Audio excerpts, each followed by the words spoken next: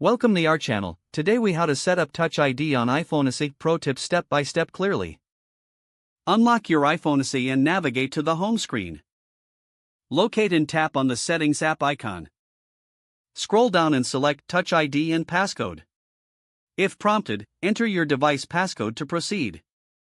In the Touch ID section, tap on Add a fingerprint. Follow the on-screen instructions to position your finger on the home button. Lift and rest your finger repeatedly, ensuring to capture different parts of your fingertip. Once your fingerprint is successfully scanned, tap Continue.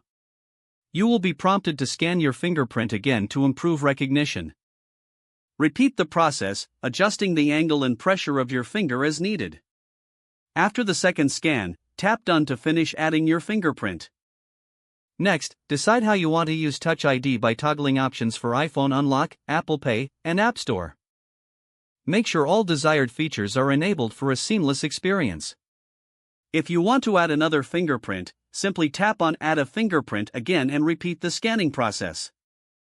To remove any fingerprint, tap on the fingerprint you wish to delete, then select Delete Finger. If the page does not load, refresh the browser or try again in a private or incognito window.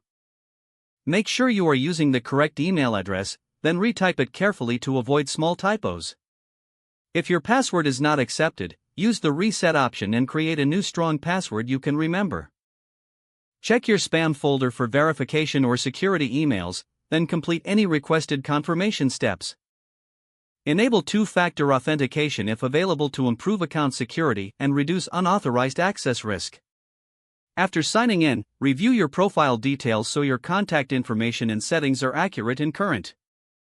If you see an error message, note it down and try again after restarting your device and internet connection. Log out when you finish, especially on shared devices, to keep your account and payment information secure. If the page does not load, refresh the browser or try again in a private or incognito window. Make sure you are using the correct email address, then retype it carefully to avoid small typos. If your password is not accepted, use the Reset option and create a new strong password you can remember. Check your spam folder for verification or security emails, then complete any requested confirmation steps. Enable two-factor authentication if available to improve account security and reduce unauthorized access risk. After signing in, review your profile details so your contact information and settings are accurate and current. If you see an error message, note it down and try again after restarting your device and internet connection.